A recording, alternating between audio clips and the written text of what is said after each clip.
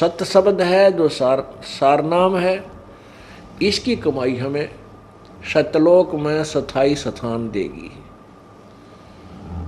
जो तत् नाम है, जो ओम तत् सत में जो सेकंड मंत्र है, इसकी कमाई हमारे को भंवर गुफा तक ले जाएगी। कौन सी भंवर गुफा? जो 7 संग ब्रह्मांड पार करके और सतलोक में प्रवेश कराती है, वहां तक ले जाएगी। उससे आगे हमें उस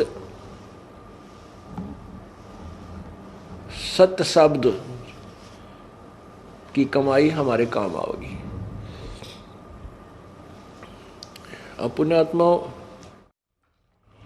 कई भक्त असमंजस में पड़ जाते हैं कि हम तो बूढ़े हो गए, हो सकता सार नाम ना भी मिले, तुम्हारा क्या होगा, हम तो व्यर्थ होगा जीवन। ऐसी कोई बात नहीं है। जो कमाई आप कर रहे हो या व्यर्थ नहीं जाएगी। कबीर कमाई अपनी कदे न निष्फल जा, 7 समुद्र आडे पड़ा मिलाएगा हुआ। अब जैसे सतनाम का जाप तुमने जितना भी किया है, ये आपके साथ रहेगा, ये बिल्कुल खत्म नहीं होगा और ये आपको पुनर्जन्म दिलाएगा। पुनर्जन्म तो आपको प्रथम मंत्र ही दिला देगा, जो आपको पहला मंत्र दिया जाता है 7 मंत्रों का, 7 नामों का। अगर वो भी नाम लेकर भी प्राणी अगर 1 दिन भी 2 दिन भी अगर एक मंत्र का भी जाप करके फिर भी प्राण छोड़ देगा तो भी मनुष्य जीवन प्राप्त कर जाएगा। इतना कीमती मंत्र है ये, जो यथार्थ मंत्र है, इनमें इतने गुण हैं। और सतनाम की जिन्होंने अच्छी कमाई की है और सारनाम मिला नहीं, वो शरीर त्याग गए। चिंता नहीं करना कि उनका कि उनको तो तुरंत मनुष्य जीवन, वो तो 9 महीने पेट में भी मुश्किल से डटेंगे माँ के में और तुरंत बाहर आ जाएंगे। और आते ही उनको ऐसे श्रीमानों के घर जन्म होगा जो अब वर्तमान में भक्ति कर रहे हैं और उनके द्वारा किए गए पुण्य, जैसे अब दबादब कोई पाठ करा रहा है, कोई वैसे दान कर रहे हैं, सत्संग सुनने आ रहे हैं, ये पुण्य मंत्र कर रहे हैं जाप, ये पुण्य, ये उनके साथ होंगी गठड़ी। और वो पुण्यात्मा उनके घर जन्म लेंगे, उन पुण्यात्माओं के घर जन्म लेंगे जो हमारे शिष्य। और उन हमारी पुण्यात्माओं के भाग्य में कोई निकम्मी संतान हो, ऐसा लड़का हो जवान होंगे, कोई ऐसा गलती कर दे जेल में पड़ा रहा, राम पीछे पीछे वो आगे, या कोई सी निकम्मी बेटी हो गलती कर दे, तो उन ऐसे संस्कार युक्त जो आपके भाग्य में, जो आपके शत्रु रूप में संतान उत्पन्न होनी होगी, उनको परमात्मा गर्भमयी नष्ट कर देगा और उसके स्थान पर आपको उन पुण्यात्माओं को भेजेगा जिनके पुण्यों का ढेर होगा। जन्म लेते ही परमात्मा के वो प्यारी आत्माएं आपके साथ सत्संग में आएंगी, 3 साल का होते नाम लेंगे और नाम लेके फिर अपनी भक्ति करेंगे और उनके साथ वो पुण्य आगे से आगे जब वो जवान होंगे, उनके ऐसे काम होंगे, कार और कोठियाँ बन जाएंगी, अपने आप उनको नौकरियाँ और बिजनेस उनके तैयार खड़े पाओगे, आपको वह चिंता भी ना रहेगी। तो उनको ये फिर वो सतनाम पुनः मिलेगा और सारनाम फिर मिलेगा और वो पार हो जाएंगे। अरे अगर इससे बूढ़े झंझट में तो 1-2 जन्म में पांडा छूट जाए, 2-4 जन्म में तो शुक्र मनाओ। इतना विश्वास रखना पड़ेगा आपको। कहते हैं एक बार एक साधक साधना कर रहा था पीपल के पेड़ के नीचे और कुछ बहनें और भाई जो है भक्त जा रहे थे, कह रहे थे एक बहुत पहुंचे हुए संत हैं और भूत भविष्य की बता देते हैं, उनके पास जाते हैं सत्संग सुनने के लिए।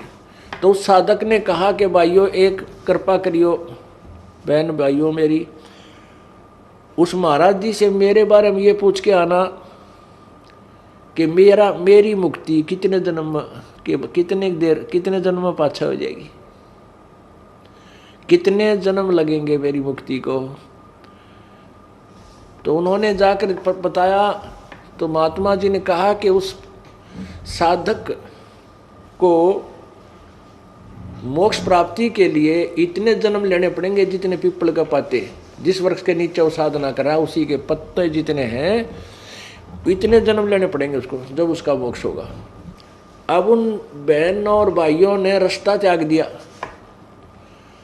हम वहाँ से जाएंगे उस रास्ते से जहाँ पर वो साधक साधना कर रहा है, और उसको हम ये बताएंगे कि तू तेरा मोक्ष इस पीपल के पत्तों जितने जन्म ले लेगा जब होगा, कहीं उसका हार्ट अटैक ना हो जाए।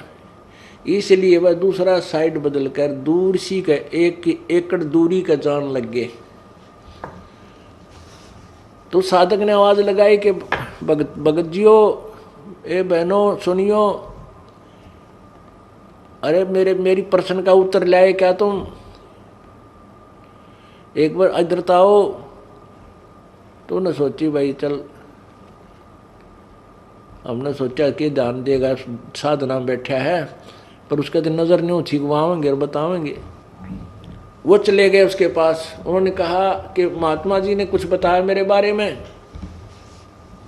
तो वो कहने लगे भक्त और भक्तमती के भगत जी के बतावा, हमने तो डर लग गया बताती आना। वो कहने लगा बहनों भाइयों बताओ, अवश्य बताओ, बता दो जो भी है, मुझे कोई डर नहीं है, कितना समय लगे मैंने तो काम करना है। तो उन्होंने कहा कि महाराज जी ने ये बताया है कि भाई जितने इस पीपल का पत्ते हैं ना, ये पीपल के जितने पत्ते हैं जिसके नीचे तू साधना कर रहा है, इतने जन्म लेने पड़ेंगे फिर तेरा मोक्ष होगा। तो वो तो डांस करने लग गया, भंगड़ा पा दिया, खुशी मनाई, नाचर कूदन में बोला जय हो जय हो। वो बोली रतन तो रोना चाहिए, तो बेबेर बोली रतन तो रोना चाहिए था, तू आज खुशी मना रहा है। तो वो कहने लगा बहनों तुमने ना बेरा भाइयों, अरे इस झंझट का अंत तो आवेगा, कम से कम इतने पाछा आ जाएगा। अब इसका नो तो हो गया कि इसका एंड होगा, इतने दिन ना बेरा समझ इसका एंड भी होगा कि ना होगा, मैं तो उडलेड हूँ था। तो पुण्यात्माओं उसने जब इतना सब्र कर लिया तो तुम नहीं भी इतना भी करना पड़ेगा। इस जन्म में ना तो अगले में, अगले में ना तो अगले में पार हो जाओगे। अगर सच्ची लगन से अंतिम श्वास तक केवल एक ही साधना और इसी परमेश्वर में और इस दास में श्रद्धा रही, यदि बाद में तुम कई ऐसे अनाड़ी और कर्महीन इंसान होते हैं, घर में थोड़ा सा सुख हो जाता है, गुरु जी को त्याग देते हैं, कहते भक्ति यही कर लेंगे, हम क्या फर्क पड़ा है। नहीं, परमात्मा कहते हैं कि मम संत मुझे जान मेरा ही स्वरूपम, मेरे संत को मेरा ही स्वरूप जानो। और उसके प्रति जो तुम्हारी प्रतिक्रिया है, अगर उससे तुम्हारा विक्षेप है तो मेरे से हो गया वो। अगर तुमने गुरु जी से किसी भी पॉइंट से विक्षेप कर लिया, किसी भी पॉइंट से आप उससे नाराज होकर दूर चले गए, तो मेरे से नाराज होगे तुम, फिर यहाँ आ लिए तुम, यहाँ क्यों बाट देखो। तो ऐसे हमने अपनी श्रद्धा बनानी है अंतिम श्वास तक उस परमात्मा के पाने की। तो क्या होगा कि जैसे हमने परमात्मा पाना है, और परमात्मा समझो जैसे हमने एक हैंडपंप लगाना है, हैंडपंप, और हैंडपंप का उद्देश्य क्या लगाने का, जल प्राप्त करना है। जल समझो गॉड है, भगवान है, और जो हम हैंडपंप लगाने के लिए प्रतिक्रिया शुरू करेंगे वो हमारा साधना है। श्वास, उस श्वास में जो सतनाम का जाप होता है, एक श्वास अंदर जावे, उस श्वास जो बाहर आवे, श्वास उस श्वास के सेवन समझो बोकी। नलका लाते समय जो प्रयत्न होता है, बोकी मारा करें नीचे जमीन में, और उसकी मिट्टी काट के बाहर डाल दे, फिर मंड जाए तो उसको, और साथ के साथ एक पाइप लोअर करते हैं, लोअरिंग करते रहते हैं, पाइप को नीचे साथ ले जाते हैं। तो ये प्रयत्न तो समझो सतनाम के मंत्र आप बोकी मारन लाग रहे हो, सतनाम का जाप जो दूसरे मंत्र का है, और ये बोकी आपने लगाते रहना है जब तक जल प्राप्त ना हो ले, जल के आखिरी, जल में इस पाइप का आखिरी छोर ना पहुंच जाए। ये मान लीजिए हैंडपंप लगाना प्रारंभ कर दिया और चल रहे हो, मालिक पूछता है कि भाई हैंडपंप लाने वालों कि मैं बड़ी बात लागी बात लवाए, तो मिस्त्री कहता कि नहीं अभी ठीक ठिकाना नहीं आया है, और वो मालिक कहता है अरे बांध दो मशीन, लगा दो मशीन ऊपर वाली, क्यों देर कर रहे हो, तो वो नहीं लगाएगा। मिस्त्री हैंडपंप लगाने वाला जो मैकेनिक है, वो परिचित है कि जब तक जल तक एंड नहीं पहुंच लेगा पाइप का, और तब तक इसे ऊपर वाले जो सिस्टम का पंप का लगाने का कोई यूज़ नहीं। जो हाथ से चलाते हैं ना, ऊपर एक न्यारी होती है, उसको मशीन बोलते हैं, यंत्र। चाहे वो जो लगवाने वाला मालिक है वो कहता रहे कि भाई तुमने देर कर दी, लगा दो ने मशीन ऊपर वाली, तो नहीं लगाएगा। वो तभी लगाएगा जब उसको पक्का हो जाएगा कि अब जल प्राप्त होगा। अब मान लीजिए वो हैंडपंप की प्रोसीजर में बोकी लगाने में रात होगी, तो वो छोड़ देंगे वहीं पर, उसको सवेरे फिर वहीं से प्रारंभ कर देंगे। तो जितना प्रयत्न किया वो व्यर्थ नहीं गया उनका। अब समझ लीजिए आपने सतनाम, आपको सतनाम प्राप्त हो गया और सार नाम मिला नहीं, आपकी मृत्यु होगी। तो वो तो एक रात होगी, क्योंकि आप जिस उद्देश्य पर लगे हुए थे वो सवेरे याद रहेगा। अंतिम श्वास तक जिसका हम स्मरण जाप करते रहेंगे, पुनर्जन्म होगा, और वो अवश्य वो प्रोसीजर, वो क्रिया वहीं से प्रारंभ, वहीं से फिर भक्ति योग प्रारंभ हो जाएगा आपका, और फिर आपको सार नाम मिलेगा। तो अगले दिन जब उसने, यानी नेक्स्ट जीवन में भी आपका वो पानी तक पहुंच गई वो पाइप, तो ऊपर मशीन लगाई जाती है, और वो मशीन लगा कर के फिर ऐसे हाथ से चलाते हैं, फिर जल प्राप्त हो जाता है, वो जल निकलना आरंभ हो जाता है। तो ये है जल प्राप्त करने का प्रोसीजर, विधि। हैंडपंप लगाया, वो सतनाम समझो, नीचे वाली पाइप नीचे जमीन में ठोकी, पहुंचाई जल तक, वो तो है सतनाम का काम। और जो सारनाम, यानी सारनाम का काम क्या है कि वो परमात्मा प्राप्त करावेगा। वो मशीन समझ लो हैंडपंप की, वो मंत्र है, वो यंत्र है ऊपर का हैंडपंप का। तो यदि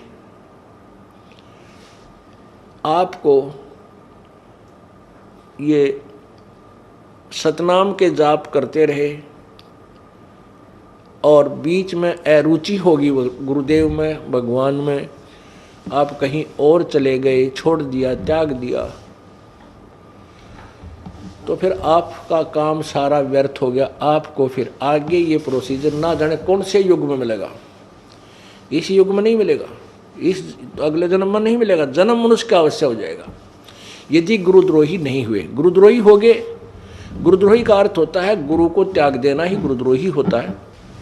तो उस स्थिति में आपको आगे मनुष्य जन्म भी नहीं मिलेगा काफ़ी वर्षों तक, और आपका जितना ये साधना है इसको फूंक देगा परमात्मा, समाप्त कर देगा। तो गुरुद्रोही नहीं होना है, यह सबसे बड़ा पॉइंट आपने ध्यान रखना है।